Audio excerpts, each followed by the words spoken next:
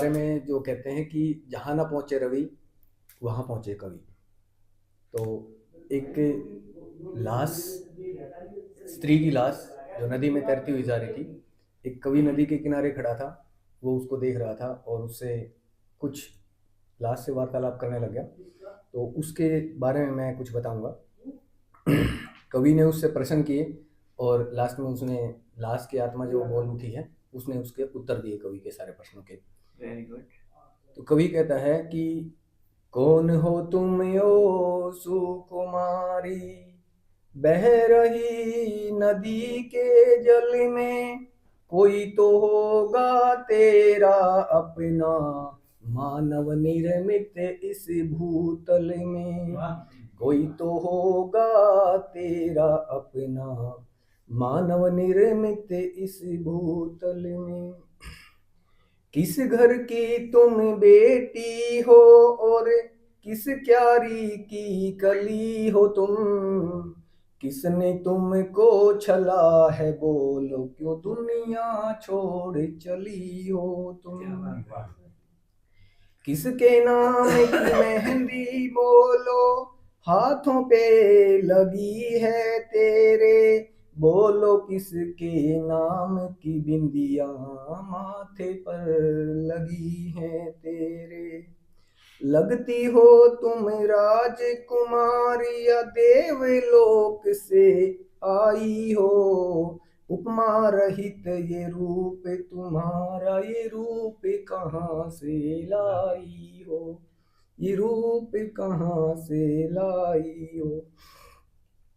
ये प्रश्न सुनकर कवि के, वो स्त्री की, वो लड़की की आत्मा बोल उठती है।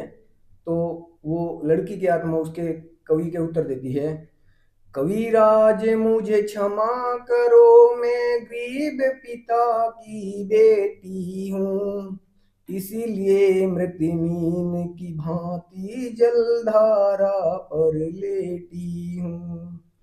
रंग रूप और सुंदरता ही मेरी पहचान बताते हैं, कंगना चूड़ी बिंदिया मेहंदी स्वागन मुझे बनाते हैं। पति के सुख को सुख समझा और पति के दुख में खड़ी थी मैं, जीवन के इस तन्हा पथ पर पति के संग में चली थी मैं।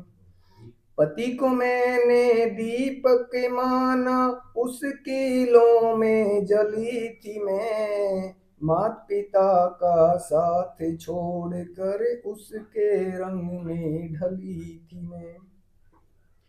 पर वो सौदागर निकला और लगा दिया मेरा भी मोल, दौलत और दहेज की खातिर पिला दिया जल में विष घोल।